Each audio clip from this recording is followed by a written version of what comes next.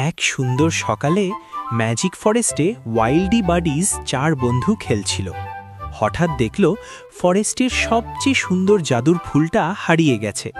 ফুল না থাকলে ফরেস্টের রং ফিকে হয়ে যাবে। মিষ্টি খরগোশটা দুঃখে কান নিচু করে বসে পড়ল। চঞ্চল কাঠবিড়ালি লাফিয়ে লাফিয়ে গাছে উঠে খুঁজতে লাগল। হাসি খুশি নীল পাখি উড়ে উড়ে চারদিক দেখতে গেল। বুদ্ধিমান কচ্ছপ শান্তভাবে চিন্তা করতে লাগল। তারা একটা ছোট্ট ঝোপের কাছে এসে দেখল ফুলটা পড়ে আছে, কিন্তু তার পাপড়ি শুকিয়ে যাচ্ছে। কাছে একটা ছোট্ট পোকা কাঁদছে, কারণ সে ফুলের পাপড়িকে আটকে পড়েছে। 4 বন্ধু মিলে খুব আলতো করে পোকাটাকে উদ্ধার করল।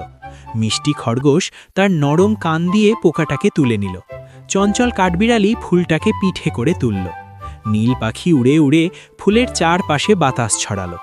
কচ্ছপ তার জাদুর খোলস থেকে এক ফোঁটা আলো দিল। পোকাটা খুশি হয়ে উড়ে গেল, আর জাদুর ফুলটা আবার জ্বলে উঠল।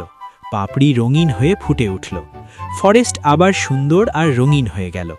ওয়াইল্ডি বাডিজ 4 জন হাসতে হাসতে একে অপরকে জড়িয়ে ধরল। ছোট্ট সাহায্য বড় জাদু আনে। বন্ধুরা মিলে সব সমস্যা সমাধান করো। একতাই বল।